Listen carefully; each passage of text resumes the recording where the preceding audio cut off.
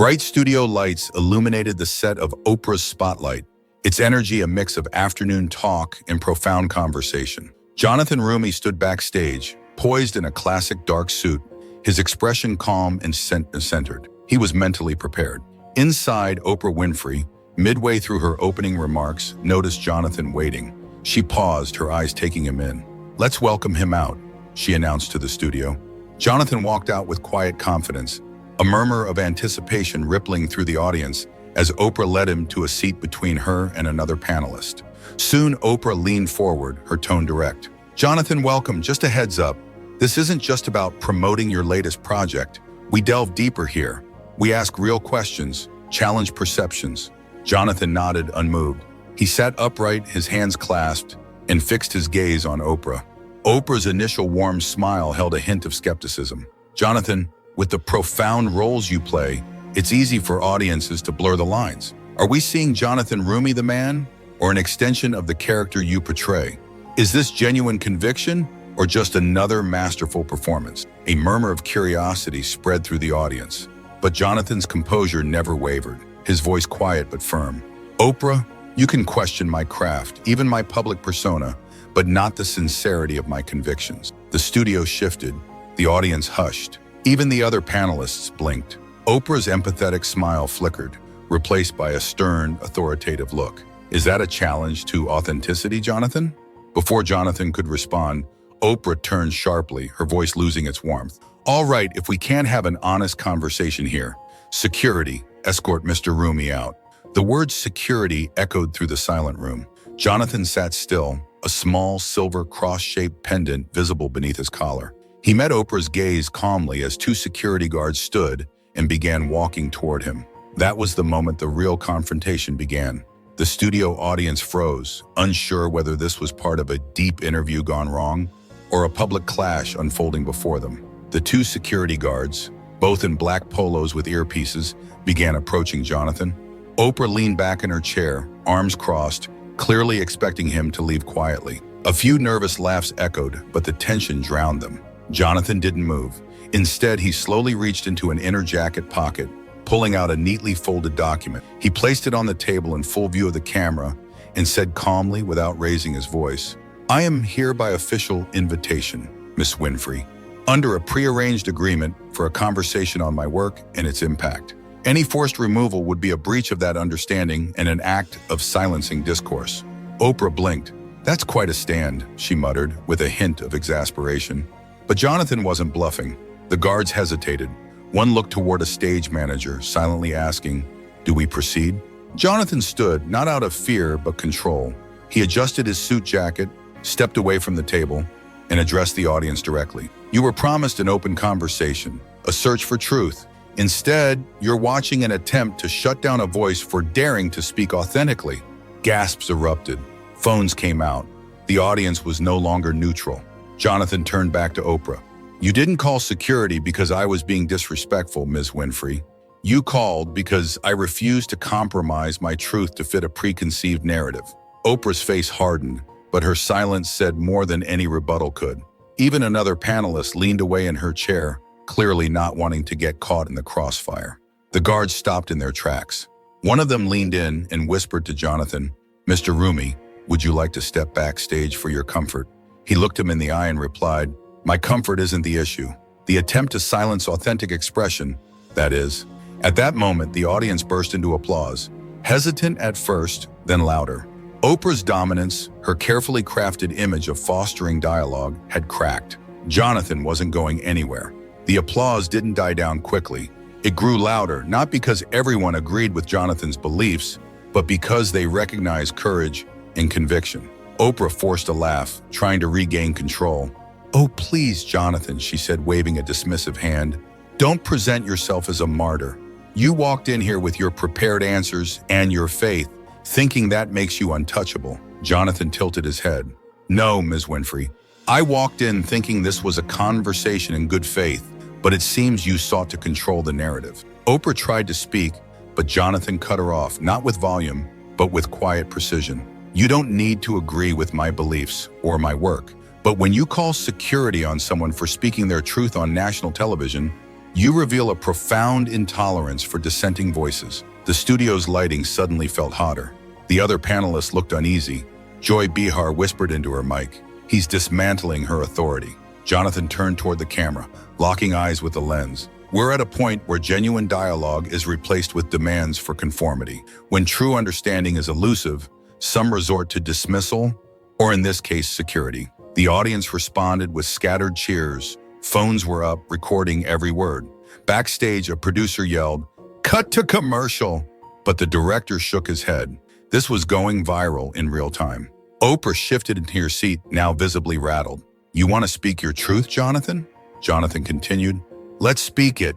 But if your first move, Ms. Winfrey, is to silence me, then perhaps you weren't ready for that truth." The guards stepped back. Oprah had called them, but Jonathan had just made them irrelevant. Within minutes, clips of the confrontation had already hit X, formerly Twitter.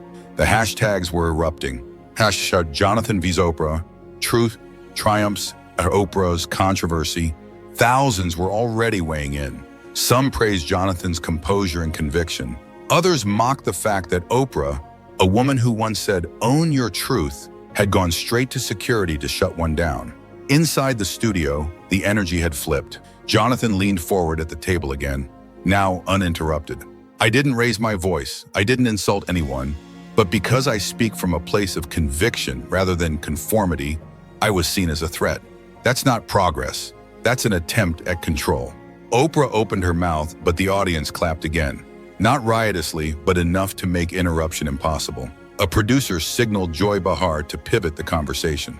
"Jonathan, you say you're not trying to provoke, but you wear your faith, your deeply held beliefs, like a shield.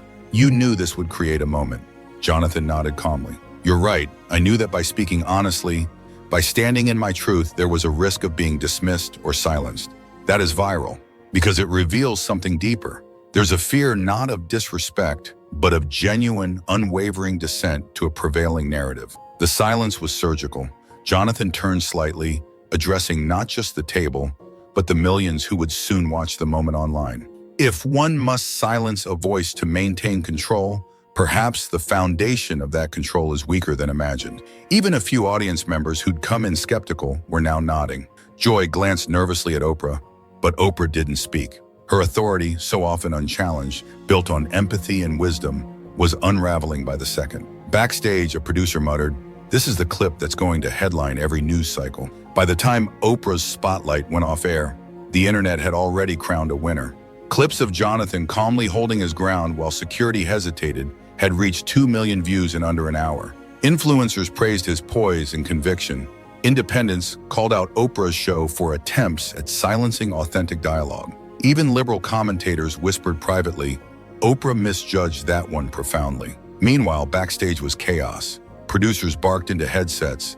Legal advisors huddled in corners. One exec muttered, "Did he really reference the interview agreement on air?" Another replied, "Worse, he was right." Oprah Winfrey sat in her dressing room staring at her reflection. For the first time in years, the smug certainty in her eyes was gone. A young assistant knocked timidly. Ms. Winfrey, we're trending, but it's not good." Oprah didn't answer. Her mind spun with what had happened. She'd expected a controlled conversation, a powerful moment for her. Instead, she got outmaneuvered, and not just by Jonathan's words, but by his calm, his control, his refusal to panic. Down the hall, Jonathan stood with his manager and PR team, already fielding calls from producers, journalists, and even one major podcast. A friend had texted him a screenshot. "You shook them." Jonathan responded with a simple photo of himself looking calm, his cross pendant subtly visible, and the words, "The conversation has just begun." On X, one of the top tweets read, "When you try to silence a man of conviction, expect a profound echo." Jonathan didn't just survive, he inspired. A late-night host even joked, "Oprah tried to control the narrative and lost control of her own show." Jonathan Roumie didn't even raise his voice. Jonathan's inbox was overflowing. Major media outlets wanted him for interviews. 2 prominent podcasts had already booked him, and his team was fielding offers from event organizers coast to coast. He hadn't expected to trend that day. He hadn't come to Oprah's show to start a fight. But now that the challenge came to him, he met it with conviction. That evening, Jonathan stepped into a small studio in D.C. to do a satellite interview. As the camera lights warmed his face, he smiled calmly, the silver cross on his collar visible once more. "I didn't need to scream, I didn't need to insult," he said, responding to the host's first question. "All I had to do was stand in my truth, and that, it seems, can be quite unsettling for some." He added, "Your convictions aren't a performance, they're your foundation." Meanwhile, on the other side of the country, Oprah's producers were in full PR mode. Oprah had canceled her scheduled appearance on a late-night talk show, citing reflection time, but insiders knew she didn't want to answer questions. The next morning, the ratings report dropped, and it was brutal. Oprah's confrontation segment with Jonathan had shattered their weekly numbers, but not in the way they'd hoped. Viewers weren't celebrating the hosts. They were rallying behind the guest who had walked into powerful territory and left stronger. A national poll circulated online. Who handled themselves better during the clash? Jonathan Roumie, 78%. Oprah Winfrey, 12%. Undecided, 10%. Oprah's team begged her to release a statement. She refused. But Jonathan, he was just getting started. Jonathan hadn't returned to his apartment since the taping. Instead, he was stationed at a quiet office with his team, seated beside a whiteboard already filled with themes of authentic dialogue, impact of conviction, and viral quote snapshots. The energy was electric, not chaotic, but precise, focused. "We're amplifying this message," said his manager, sliding him a new poll. 63% of independent voters said they now view Jonathan as fearless in his convictions. 71% said Oprah Winfrey had misused her platform to silence. Jonathan studied the numbers in silence, then replied, "I don't seek a win. I seek a deeper understanding, a commitment to genuine dialogue." He didn't just mean for Oprah. He meant for everyone who used their status to control, rather than uplift and explore. And now the world had seen it happen in real time. By midday, he was booked for a Faith and Dialogue conference de Mamo. At 4 p.m., he was trending #1 on YouTube for a powerful clip where he declared, "Security is meant to protect, not to police thought." If open conversation feels like a threat, perhaps the problem isn't the speaker, but the willingness to truly listen. Meanwhile, Oprah's team was falling apart behind the scenes. Staffers leaked to journalists. One anonymously wrote to Politico, "We've all watched Ms. Winfrey become more controlling over the years, but this time she lost, and everyone saw it." Oprah sat in her penthouse watching the clip again and again. Replaying that moment, she called for security and how they froze, how they looked to her for justification, how Jonathan looked back at them, not with fear, but with authority. She'd misjudged her opponent. Jonathan wasn't just an actor promoting a show. He was a man of deep, unshakable conviction with a calm, commanding presence. At 7 p.m., Jonathan stepped out onto the stage at a large university auditorium. 600 people packed the hall. Hundreds more watched on a live stream. He held up his phone, showing the clip of Oprah waving security forward. "This," he said, his voice unwavering, "is what happens when a powerful platform tries to silence a sincere voice. But I will not be silenced, and neither should any of you who seek to speak your truth." The room erupted, not because of political alignment, but because of resonance, because they saw themselves, their fear of being shut down in his moment.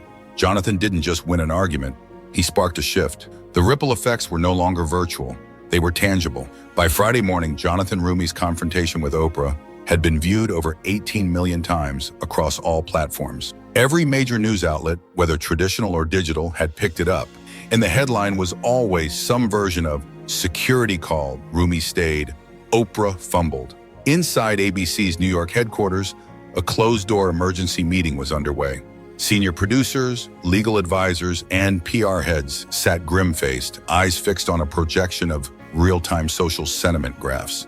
The red line, Oprah's negative perception, had spiked off the chart. One exec exhaled. "We've had controversial segments before, but this isn't controversy. This is a challenge to our brand." And it wasn't just about the ratings anymore. It was about credibility. Oprah's silence in the days following the incident only fueled the fire. Every hour, she refused to acknowledge the mistake. Another influencer posted the clip with commentary. "This is what they mean by authentic conversation, trying to silence someone for speaking from conviction." Jonathan, meanwhile, was becoming a phenomenon for authentic expression, not just within faith-based circles, but among independents and even liberal Gen Z creators who respected how he handled himself. On Saturday morning, he was invited to speak at a Dialogue and Conviction Summit in Dallas. His flight was met by a crowd holding homemade signs. Truth won't be silenced. Jonathan Roumie, a voice of conviction. #Stand with Jonathan. As he stepped on stage, he didn't bask in applause. He opened with messages. Over the past 48 hours, I've received thousands of messages. People who've been silenced in classrooms, workplaces, and yes, even in studios like Oprah's. This isn't about me versus Oprah. This is about a culture that sometimes struggles to embrace uncomfortable truths. In the green room afterward, his phone buzzed. A text from a prominent advocate for open dialogue. "You're not just an actor anymore. Ikiha. You're a symbol." Back in New York, Oprah sat across from a PR advisor who didn't mince words. "Either you apologize, or this will define your legacy." She stayed quiet, but it was too late. The storm had already rewritten the script. Jonathan wasn't just making headlines anymore. He was becoming the headline. Sunday morning, Meet the Press opened with his clip, then Face the Nation. Then CNN reluctantly aired a segment titled, "From Silenced Voice to Icon of Conviction.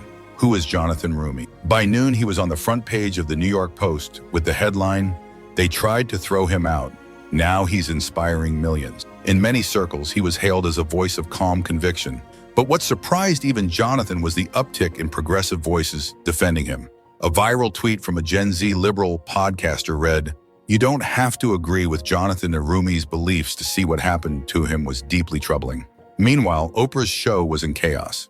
2 advertisers pulled sponsorship. An internal HR complaint was filed, not by Jonathan, but by a junior producer who felt pressured to remain silent during the incident. Oprah's team tried to get ahead of it. A brief statement was drafted. Live television can be unpredictable, but Jonathan's supporters weren't having it. They flooded X with, "He didn't escalate, he stood." They tried to silence. Behind closed doors, Oprah met with ABC executives. Her tone was defensive. "I've built this brand for decades," she snapped. "And that brand is now being questioned," one exec replied coldly. Jonathan, on the other hand, was planning something bigger.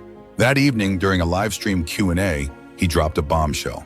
"I've been approached to lead a national initiative focused on fostering authentic dialogue and respecting diverse voices in media.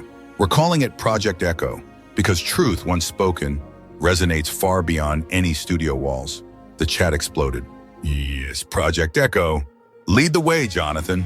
He ended the stream with a message, not to Oprah, but to the millions watching. If you've ever been made to feel like your voice doesn't matter, know this: I didn't walk, I spoke, and together our collective voice is louder than ever. The following Monday, ABC issued an internal memo. Effective immediately, on-air talent must undergo viewpoint diversity and de-escalation training. The word was clear: damage control. But outside the network walls, Jonathan Roumie's impact had already eclipsed broadcast boundaries. His event footage had hit 25 million views. Public figures were now publicly praising his message of unity and truth, including some from unexpected corners. That morning, he stood at a press conference at a prominent university campus. This isn't about politics. It's about the fundamental human right to speak your truth without being silenced by powerful platforms. The crowd erupted in cheers. From her Manhattan apartment, Oprah watched in silence. No producers, no cameras, just the sound of Jonathan's voice echoing through the flat screen. Her phone buzzed again. Another sponsor gone. She opened her email. One subject line caught her eye. Orange Circle HR investigation closure recommendation on-air hiatus. She froze. For the first time in over a decade, Oprah Winfrey was being taken off the air. Meanwhile, Jonathan received a call from a prominent media ethicist. "Your message has resonated. If you'd consider speaking before a panel on media responsibility and authentic voice, we'd be honored." He accepted. At the hearing, dressed in his classic suit, Jonathan delivered a powerful statement. "I was challenged, I was threatened with removal, but I didn't back down. Not to win an argument, but because humanity loses far more than that when we allow fear or control to dictate who gets to speak their truth." His words were clipped, posted, replayed. #Jonathan Speaks #Project Echo, Oprah, hiatus. They all trended, and back at ABC, executives gathered again. "We thought we could contain this. We underestimated the power of his conviction." Oprah issued a rare statement the next day. "I regret how I handled the situation. I should have listened with an open heart instead of seeking to control the narrative. To Jonathan and to all our viewers, I am truly sorry." Jonathan didn't reply. He didn't need to. His message was already framed in headlines, hashtags in the minds of millions. And in his office, beneath the Project Echo banner, the security footage from that day played on loop. Not as a warning, but as a beginning. He watched himself standing his ground, calm and unshaken, while two guards hesitated and a host crumbled. Because they didn't just try to remove him from a room, they handed him the platform. They called security. They tried to silence him. They thought power came from a chair, a title, a mic. But Jonathan showed the world true power comes from standing in one's truth, not seeking applause. In that studio, he wasn't just a guest. He became a voice for millions who had been made to feel unheard, shut out, or told to shut up. He didn't flinch. He didn't fold. He didn't fight with fists. He fought with conviction. And when they told him to leave, he gave them something they'll never forget, a reason to remember his name. Jonathan Roumie didn't just win an argument, he rewrote the rules of authentic engagement. Because when the cameras roll and the crowd falls silent, some voices echo louder than a network ever could.